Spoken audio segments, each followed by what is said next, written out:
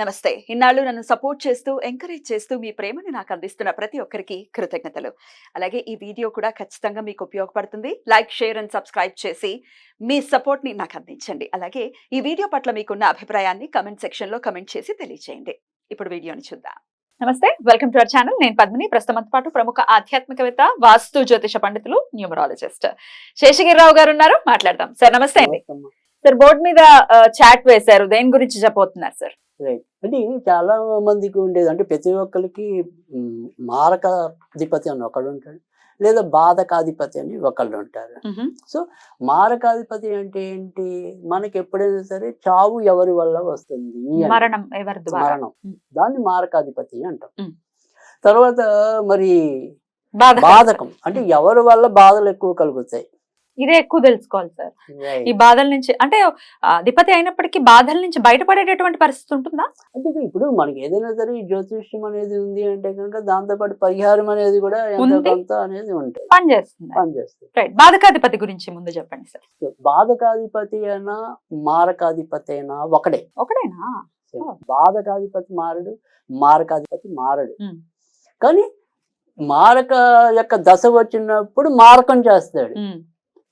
వృత్తి సమయాల్లో కొన్ని బాధలు అనేవి ఇస్తాడు. సో ఎప్పుడైనా ఫండమెంటల్ రూల్ అనేది ఏంటి అంటే కనుక ఎవరైతే మనకు బాధకుడో ఎప్పటికైనా ఆయనే మారకుడు. ఎవరు బాధ పెడతారో ఆయన చంపుతాడు. ఆ బాధ పెట్టడం ఎందుకు? మళ్ళీ ఉండే కర్మ తీసేయాలి. సో మంచికి అయితే ఎప్పుడైనా సరే మనం ఏదైనా అంటే అది మళ్ళీ వేరే శాస్త్రం అనుకోండి, బట్ కర్మ అనేది ఎప్పుడైనా సరే మనం ఫిల్టర్ చేయడానికి. సో అందుకని అది ఓకే. అందుకే శనికి ఇచ్చింది మనం సచ్చేది ఏదైనా సరే ఫైనల్ అనేది శని చేతిలో ఉంటుంది. సో అందుకని శని వల్ల మనకి ఎక్కువ ఇబ్బందులు రావడానికి ఏంటి అంటే కనుక శని వాళ్ళని ఖచ్చితంగా ఆ కర్మల్ని తగ్గించడం అనేది శని వల్లే అవుతుంది. సో ఇప్పుడు సరే మనం అవన్నీ తర్వాత ఎప్పుడైనా సరే మనం ఖచ్చితంగా మాట్లాడుకుందాం. ఇక్కడికి వచ్చేప్పటికి ఏంటంటే ఇది మేషం. సో మేషం అనేది ఏంటి అంటే కనుక దీన్ని చరరాశి అంటారు. తర్వాత ఇది వచ్చేప్పటికి కర్కాటకం కూడా చరరాశి అవుతుంది. తర్వాత వచ్చేప్పటికి తుల చరరాశి అవుతుంది, చరరాశి. సో మకరం వచ్చేప్పటికి చరరాశి అవుతుంది. అంటే మనకి ఏంటంటే 3 రకాల రాశులు ఉంటాయి. 1 చరరాశి, 2 స్థిర రాశి, 3 దిశాభావ రాశి. ఓకే. ఈ చరరాశులు ఏం చెప్పుకున్నాం? మేషం ఒకటి చెప్పాము, తర్వాత కర్కాటకం ఒకటి చెప్పాను, తర్వాత తుల అనేది చెప్పాను, తర్వాత మకరం అనేది చెప్పాను. అంటే 4 అయ్యాయి కదా, 3 4 12. సో ఈ చరరాశులకి ఎప్పుడు కూడా ఎవరైతే మారకుడు ఉంటాడో ఆ మారకుడు అనేవాడు 11వ ఇంటి అధిపతి అవుతాడు. రైట్, బాగా చెప్పారు. అంటే ఇక్కడ నుంచి జనాలకు కూడా అర్థం అవడానికి ఇది మేషం కదా. 1 2 3 4 5 6 7 8 9 10 11 శని అవుతాడు. అందుకని మీరు కనుక అబ్జర్వ్ చేసినప్పుడు ఏంటంటే ఇక్కడ మేష రాశి వారికి శని బాధకుడు అయ్యాడు, తర్వాత ఎప్పటికైనా మారకుడు కూడా అవుతాడు. అందుకని వీళ్ళకి ఎప్పుడు కూడా ఈ సంపాదన అనేది ఎప్పుడు కూడా సవ్యంగా ఇవ్వడు శని. ఒక వెలుగేలాగా చేస్తాడు. సో ఉన్నటువంటి వాళ్ళని పడిపోయి బాధ పెట్టేది ఆయనే. సో చరరాశులందరికీ కూడా మారకాధిపతి శని, శని అవుతాడు. రాశి వేరు అవుతుంది కదా. ఇప్పుడు మేష రాశి నుంచి 11వ ఇంటి వాడు ఈయన అయ్యాడు. రాశి వేరు, మళ్ళీ కౌంట్ వేరు అవుతుంది. రైట్. ఈ మేష రాశి వాళ్ళందరికీ మాత్రం శని అవుతాడు. శని ఓకే. ఇదే చరరాశి కర్కాటకానికి వచ్చేప్పటికైతే కనుక శుక్రుడు అవుతాడు. సో తర్వాత మళ్ళీ ఇదే తులారాశికి వచ్చేప్పటికి రవి అవుతాడు. తర్వాత ఈ మళ్ళీ చరరాశి వచ్చేప్పటికి మకరం చెప్పాను, కుజుడు అవుతాడు. అది మనం గుర్తుంచుకోవాల్సింది. సో కాకపోతే ఇక్కడ మేషానికి వచ్చేప్పటికి ఏమవుతుంది అంటే కనుక ఈ చరరాశి అనేవాడు అది మనకి శని అవుతున్నాడు కదా, ఈ బాధకుడు. అందుకని వీళ్ళు ఎప్పుడు కూడా కొద్ది వరకు ఈ మేషరాశి వాళ్ళకి కొద్దిగా అహంకారం ఉంటుంది. అంటే నాకు అన్ని తెలుసులే, సో వాళ్ళు నమ్మిన పద్ధతిలో వెళ్తారు తప్ప తొందరగా మన మాట వినరు. అందుకని జీవితంలో ఒక్కోసారి బాగా సంపాదించి పోగొట్టుకోవచ్చు, లేదా మిత్రుల్ని ఇలాంటి వాళ్ళని నమ్మి పోగొట్టుకోవచ్చు. సో అందుకని మేషరాశి వాళ్ళు ఎప్పుడు కూడా ఆంజనేయ స్వామికి సంబంధించిన ఆరాధన ఎక్కువ చేసుకుంటూ ఉండాలి. చేస్తే ఈ బాధకాధిపతి కొంచెం బాధల్ని తగ్గించేటటువంటి పరిస్థితి. అందుకు ముఖ్యంగా నా దగ్గరికి ఎవరైతే ఈ మేష లగ్నంలో కానీ మేష రాశిలో వచ్చిన చిన్నపిల్లలు ఎవరైతే ఉంటారో వాళ్ళకి కంపల్సరీ నేను మెడలో ఆంజనేయ స్వామి లాకెట్ వేయండి అని చెప్తాను. Right. సో ఆంజనేయుని పూజించడం వల్ల వాళ్ళకి కొంతవరకు ఆ బాధక అనేది తప్పుతుంది. బట్ మార్గం అనేది ఎప్పుడైనా సరే ఆయుష్ తీరినప్పుడు మనం దాన్ని చనిపోవటం ఎవరు ఆపగలరు? Right. అందుకని వాళ్ళు ఎప్పుడైనా సరే కొంతవరకు దాని యొక్క పోర్ట్ఫోలియో సెల్లో ఉంది. సో దానికి సంబంధించిన పరిహారం చేసుకోవాలి. Right. కర్కాటక రాశి వాళ్ళకి మారకాధిపతి బాధకాధిపతి శుక్రుడు అవుతున్నాడు, Right. ఏం చేయాలండి? సో ఇక్కడ ఈ కర్కాటక రాశి వారికి మనకి శుక్రుడు అవుతాడు కదా, కనుక ఈ కర్కాటక రాశి వాళ్ళకి బాధలు ఎవరితో వస్తాయి అంటే కనుక సాధారణంగా ఆడవాళ్ళతో వస్తాయి. ఆడవాళ్ళతో వస్తాయి. సో ఇంటి ఆడవాళ్ళైనా అవ్వచ్చు, వాళ్ళకి నమ్మి నచ్చే ఆడవాళ్ళు అవ్వచ్చు. సో ఏదైనప్పటికీ కూడా వాళ్ళు దెబ్బతినే దాని వెనక కానీ వాళ్ళు బాధపడే స్థితిలో కానీ ఖచ్చితంగా ఆడవాళ్ళు ఉంటారు. సో కనుక ఆడవాళ్ళ వల్ల కొంత ఇబ్బందులు అనేది కర్కాటక రాశి, అదే లగ్నం అయితే ఇంకా పవర్ఫుల్ అనుకోండి. సో అది ఎక్కువ ఉండటం అనేది ఉంటుంది. రాశి ఏం చేయాలి మరి? ఇక్కడ మనం శుక్రుడి దానికి వచ్చేప్పటికి ఏంటంటే ప్రతిరోజు వాళ్ళు చదవగలిగితే కనుక ఓం నమో భార్గవాయ నమః, ఓం నమో భార్గవాయ నమః అనేది నిత్యం చదువుకోవటం. అలా లేదు అంటే కనుక సింపుల్ గా రెమెడీ ఏంటంటే కనుక ఒక ఆవు బొమ్మ వెండిది పెట్టుకోవాలి ఇంట్లో పూజ గది. దానికి దూడ ఉన్నా పర్వాలేదు, ఆవు ఉన్నా పర్వాలేదు. అది పెట్టుకుని శుక్రవారాలు దానికి కొద్దిగా పసుపు కుంకుమ రాసి పట్టిక బెల్లం నివేదన చేయాలి. సో దానివల్ల ఖచ్చితంగా మంచి జరగటం అనేది ఉంటుంది. సో అది రెమెడీ. మరి ఈ తులా రాశి వారికి సూర్యుడు అవుతున్నాడు, తులా రాశి వారికి ఏంటంటే ఇక్కడ ఈ రవి అవ్వటం వల్ల ఏంటంటే వీళ్ళదంతా కూడా ఇటు రాజకీయాల్లోకి వెళ్తే రాజకీయ పరంగా దెబ్బతింటం అనేది, తర్వాత స్నేహితుల వల్ల ఎక్కువ దెబ్బతింటం అనేది, తర్వాత వీళ్ళు ఏంటంటే కొద్దిగా నిష్పక్షపాతంగా ఉండటం అనేది. దీనివల్ల ఎవరికైతే మనం ఉన్నది చెప్తే ఎవరికి కదా, అందుకని వీళ్ళకి వెనక వెన్నుపోటు పోడ్చే వ్యక్తులు వీళ్ళకి ఎక్కువ ఉంటారు తులారాశి వాళ్ళు. సో అందుకని ఇక్కడ సూర్యుడు ఆరాధన వీళ్ళకి మేలు చేయడం అనేది ఉంటుంది. సో కనుక ఏం చేయాలి అంటే కనుక ఆదివారాలు అప్పుడప్పుడు కూడా వారు స్నానం చేసే నీటిలో కొద్దిగా గులాబీ నీరు అంటాం, అంటే పన్నీర్ అంటాం, రోజ్ వాటర్. సో పన్నీర్ కలిపి స్నానం చేయటం అనేది, లేదా గోధుమ రవ్వ పంచదార ఆదివారాలు వెంకటేశ్వర స్వామికి నివేదన చేయటం వల్ల కూడా వాళ్ళకి ఆ రకమైన ఇబ్బందులు అయితే తగ్గుతాయి. తర్వాత రెండోది వచ్చేప్పటికి ఏంటంటే ఈ స్నేహితులను నమ్మే విషయంలో మాత్రం చాలా జాగ్రత్తగా తులారాశి వాళ్ళు ఉండాలి. ముఖ్యంగా ప్రభుత్వ ఉద్యోగాల్లో ఉండే వాళ్ళైతే కనుక మరింత జాగ్రత్తగా ఉండాలి. అంటే ఒక్కోసారి అవినీతి కేసుల్లో అలాంటి వాటిల్లో ఇరుక్కునే అవకాశాలు అయితే ఉంటాయి, ఒకవేళ వాళ్ళ ప్రమేయం లేకపోయినా. జాగ్రత్త అనేది ఈ తులారాశి వాళ్ళకి ఎక్కువ అవసరం ఉంటుంది. మకర రాశి వారికి కుజుడు అవుతున్నారు. సో ఈ మకర రాశి వాళ్ళకి ఏంటంటే ఎక్కువ రోగాల నిమిత్తంగా ఎక్కువ బాధ పెట్టడం అనేది ఉంటుంది. ముఖ్యంగా ఎముకలకి సంబంధించినవి, కీళ్ళకి సంబంధించిన వీటిలో ఎక్కువగా జాగ్రత్త పడాల్సి ఉంటుంది. అలాగే ఆకస్మికంగా ప్రమాదాలు జరిగి కూడా శాశ్వతంగా బెడ్ మీద ఉండే అవకాశాలు కూడా ఎక్కువ ఉంటాయి. సో అందుకని మకర రాశి వాళ్ళకి అంతా కూడా ఈ కుజుడు మనకి ఏమిస్తాడు, ఒకటి ఇలాంటి అనారోగ్య ప్రమాదాలు ఇస్తాడు, లేదు అంటే కోర్టు గొడవల రూపేణా కోర్టుకు పెట్టుకోవడమే అవుతుంది, తిరుగుతూ ఉండటమే అవుతుంది. సో తద్వారా మనకి ఇబ్బంది, బాధ అనేది. సో బాధ అన్నది ఆ రకంగా వీలు కలిగించడం అనేది కుజుడు ఉంటుంది. సో అందుకని ఇక్కడ ప్రమాదభరితమైన అనారోగ్యాలు కానీ, లేదా ఏదైనా సరే కోర్టు సంబంధించిన గొడవలు కానీ, సో లేదా మనకి ఇంట్లో గొడవలు వచ్చినా గొడవలు కోర్టు దాకా వెళ్ళకపోయినా, సో గొడవల రూపేణా బాధ పెట్టడం అది కుజుడు వల్ల ఉంటుంది. సో అందుకని కుజుడు అంటే కనుక మనకు మొదటి నుంచి తెలిసింది, సుబ్రహ్మణ్య స్వామిని కానీ ఆంజనేయ స్వామిని కానీ పూజించాలి. సో అలాగే ఏదైనా సరే అవకాశం ఉంటే కనుక ప్రతిరోజు కూడా కొద్దిగా సింధూరం పడమరలో పెట్టుకుంటే కనుక మంచిది. అంటే చిన్న డబ్బాలో ఎప్పుడు కూడా పడమరలో వేసి ఉంచడమే. సో అలా చేయడం వల్ల కూడా కొంతవరకు మంచి జరుగుతుంది. ఇప్పుడు మనం చరరాశుల తర్వాత నెక్స్ట్ బాగా చెప్పారు. స్థిర రాశులు అంటే తర్వాత నుంచి వృషభం, సింహం, వృశ్చికం, కుంభం. రైట్. సో ఇక్కడ స్థిర రాశి అనేది అంటే ఇక్కడ అలాగే ఒకటి ఏంటంటే ఈ మేషం అనేది మనం చరరాశుల గురించి చెప్పాం. ఇక్కడ బాధకుడు అనేది సరే ఎవరేంటి అనేది చెప్పాం. సాధారణంగా మేష రాశిలో చరరాశిలో ఉన్న వాళ్ళు ఏంటంటే కొద్దిగా వ్యాపారాలు చేసే మనస్తత్వం కూడా ఎక్కువ ఉంటుంది. సో దాని ద్వారా కూడా ఈయన ఇబ్బంది పెట్టి నష్టపోయించడం అనేది కూడా ఉంటుంది. సో అది వ్యక్తిగత జాతకాలు చూసినప్పుడైతే కనుక అది ఎవరికి అనుకూలం అనేది ఉంటుంది. ఇక్కడ వృషభం అనేప్పటికీ ఏంటంటే వీళ్ళు ఏదైనా సరే తీసుకునే వృషభం కానీ, సింహం కానీ, తర్వాత వచ్చేప్పుడు వృశ్చికం కానీ, కుంభం కానీ, వీళ్ళకి ఎవరు అవుతారండి బాధకాలు? రైట్. సో వీళ్ళకి ఎప్పుడు కూడా 9వ ఇంటి వాడు అవుతాడు. సో రాశి నుంచి 9వ అధిపతి. ఇప్పుడు మనం వృషభం చూద్దాం. సో వృషభం 1, 2, 3, 4, 5, 6, 7, 8, 9 10 అవుతుంది. సో ఆ రకంగా 9వ ఇంటి వాడు వీళ్ళకి మారకుడు వాళ్ళే అవుతారు, బాధకుడు వాళ్ళే అవుతారు. ఇక్కడ వృషభానికి వచ్చేప్పటికి ఏంటంటే శని అనేది ఇందాక మనం చెప్పుకున్నాం కదా, ఇక్కడ శని వీళ్ళని ఏ విధంగా బాధ పెట్టడాడు అంటే కనుక వీళ్ళకి సగం జీవితం దాకా కూడా అంటే ఇంచుమించుగా 33-34 ఏళ్ళు వచ్చేదాకా సుఖాన్ని ఇవ్వడు. అప్పటిదాకా బాధ పెట్టడం అనేది ఉంటుంది. వీళ్ళు బాగా చదువుదాం అనుకుంటారు అనుకోండి, సపోజ్ ఇంట్లో పరిస్థితులు బాగుండవు, అంటే అమ్మా నాన్న వాళ్ళకి ఆర్థిక స్థిరత్వం లేకపోవటం, లేదా వాళ్ళ గొడవలు వీళ్ళ మీద ఇన్ఫ్లుయెన్స్ చేయటం. సో అందుకని ఎలా చూసినప్పటికీ కూడా 32 ఏళ్ళ దాకా కూడా అంత అదృష్టం పట్టదు. అలాగే స్టార్టింగ్ లో వీళ్ళు మొదట కొద్దిగా బక్కగా ఉండి తర్వాత ఒళ్ళు రావటం, బాగా బలహీనం ఉంటాం. సో ఏమన్నా సరే టాన్సిల్స్ కి సంబంధించిన కానీ ఇలా రోగాల బారిన కూడా, అందుకని ఎలా చూసినప్పటికీ కూడా 32 ఏళ్ళ తర్వాత నుంచి ఎక్కువ సుఖపట్టం అనేది ఉంటుంది. అందుకని శని వీళ్ళకి అంటే యాక్చువల్ గా వృషభానికి శని మిత్రుడైనప్పటికీ కూడా మళ్ళీ ఆయనే బాధకుడు అవుతాడు, ఎంతో కొంత ఇబ్బంది కూడా ఇస్తాడు. రైట్. ఏ రకంగా ఇబ్బంది ఇస్తాడంటే ఇందాక నేను చెప్పినవి ఇస్తాడు.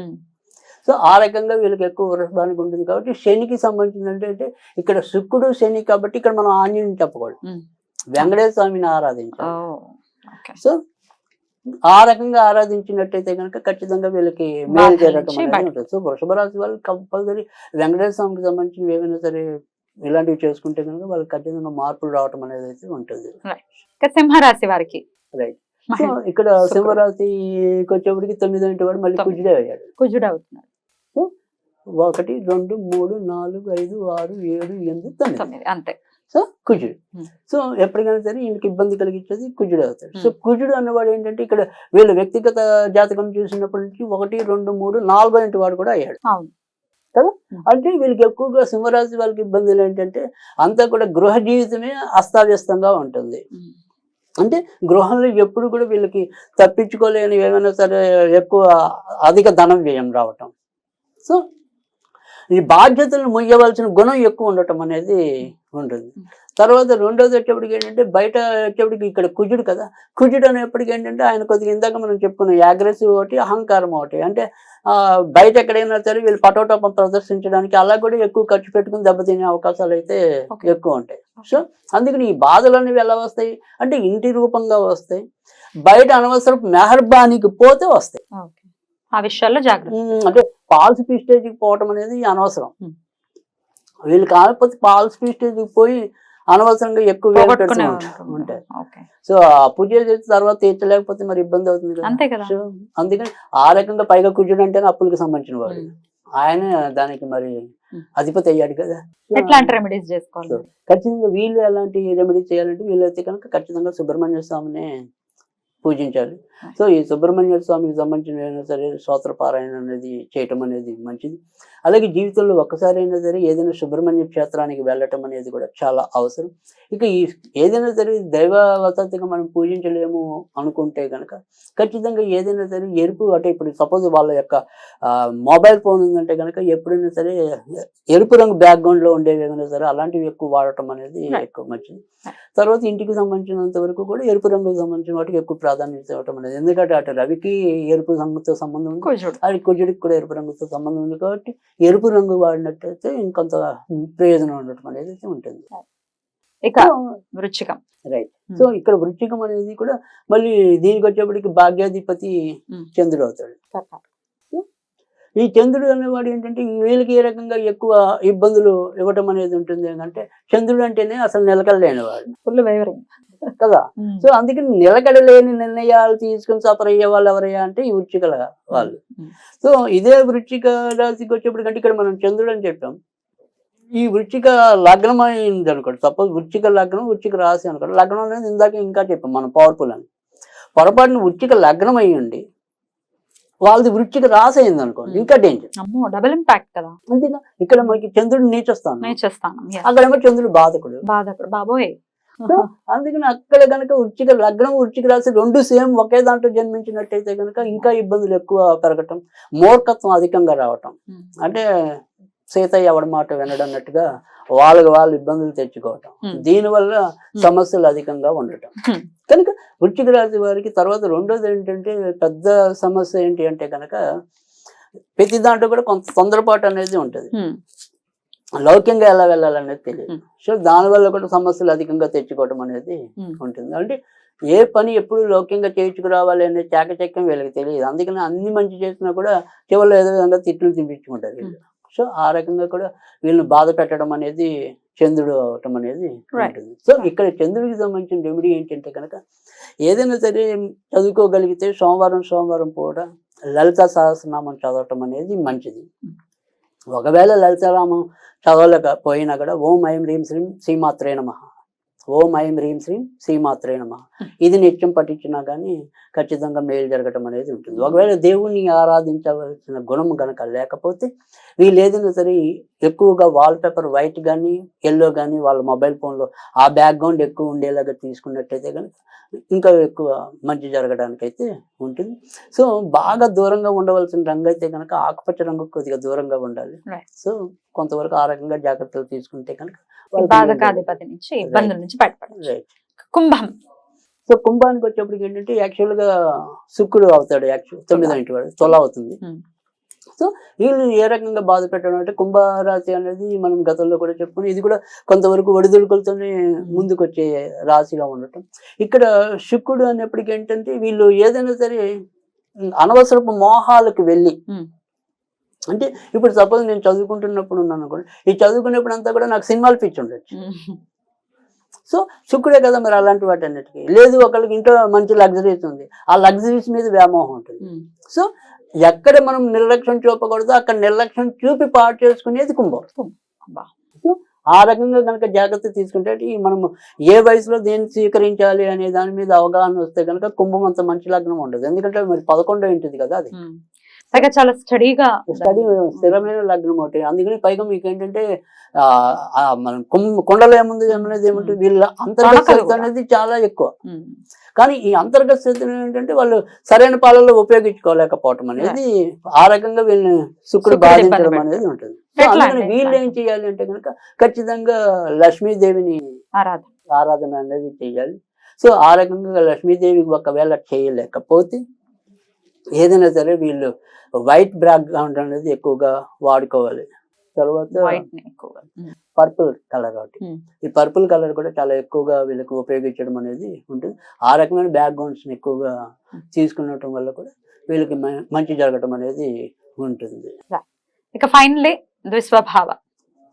ద్విస్వభావ రాశులు అనేది ఇక్కడికి వచ్చేప్పటికి మీకు మిథునం అనేది కనపడుతుంది, ఇది ద్విస్వభావ రాశి అంటాం. తర్వాత వచ్చేప్పటికి ఇక్కడ ధనస్సు అనేది కన్య, ధనస్సు, మీనం. సో 4 అంటే ఏదైనా మన కార్నర్ అంటే. సో ఈ కార్నర్స్ అన్ని కూడా ద్విస్వభావ రాశులు అంటారు. సో ద్విస్వభావ రాశులు అంటేనే మీకు అక్కడ అర్థమవుతుంది అంటే రెండు రకాల మెంటాలిటీ స్వభావాలు ఉంటాయి అనేది. సో ఈ ద్విస్వభావ రాశులన్నిటికీ కూడా 7వ ఇంటి అధిపతిని మారకుడు లేదా బాధకుడు అన్నాం. సో అందుకని 7వ ఇంటి వాడు ఎవడవుతాడు, మిథునానికి వచ్చేప్పటికి ధనస్సు అవుతాడు. సో అంటే గురుడు అవుతుంది. గురువు బాధకాధిపత, రైట్. సో కన్యకు కూడా అంతే, గురువే అవుతారు.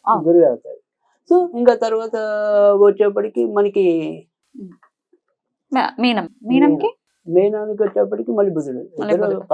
పరస్పరమే ఈ రైట్.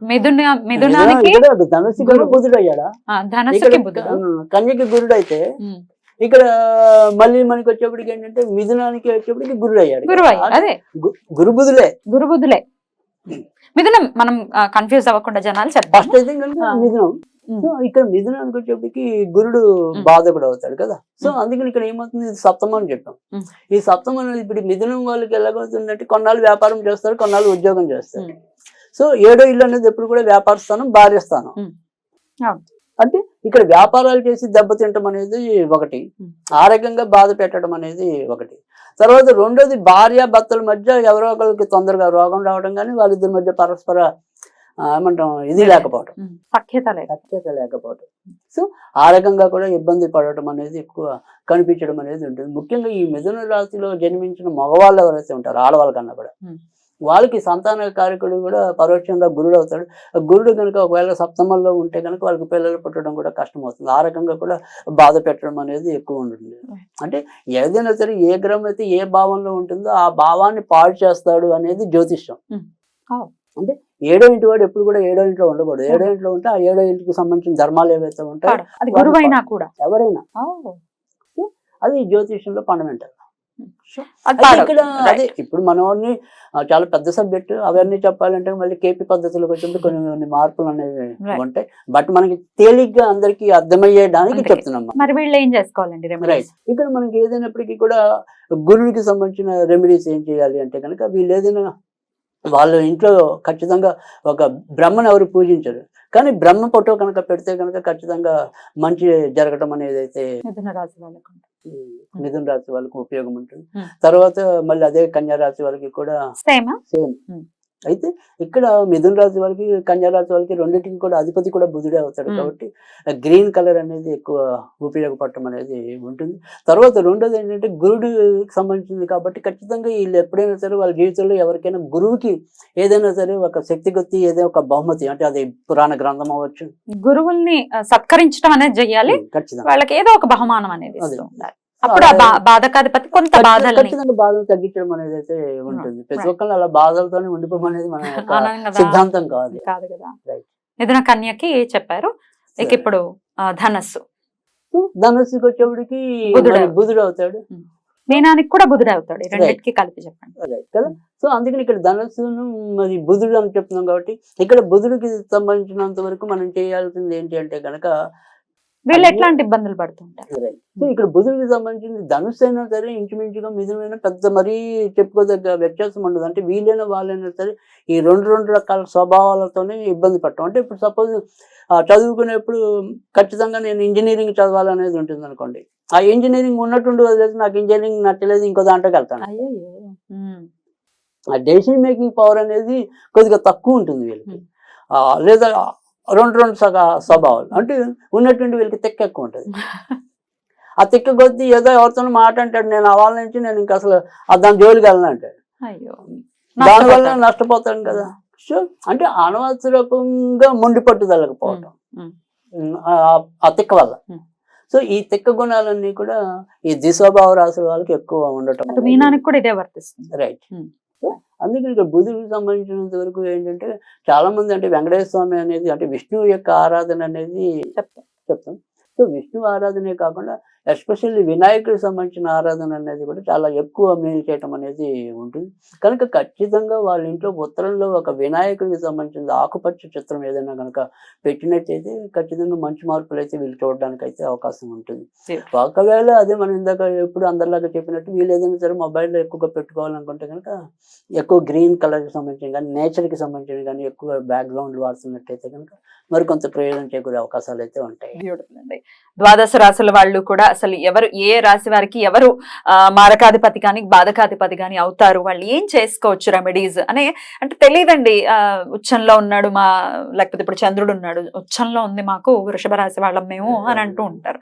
మరి ఎందుకు మేము బాధపడుతున్నాం అని అంటే తెలియని చాలా మంది అడుగుతుంటారు. తెలియని పరిస్థితి. ఆ బాధకాధిపతి గృహంలోనే గమనించినట్టయితే కనుక ఇందులో కొంతమంది వాటికి మిత్ర గ్రహాలు కూడా అంటే ఇప్పుడు మనం కుంభానికి వచ్చేప్పటికి తుల అన్నాం, కానీ తుల శని శుక్రులు అత్యంత మిత్రులు అయినప్పటికీ బాధకాధిపతులు బాధకాధిపతి చివరికి చంపేది కూడా మళ్ళీ శుక్రుడు.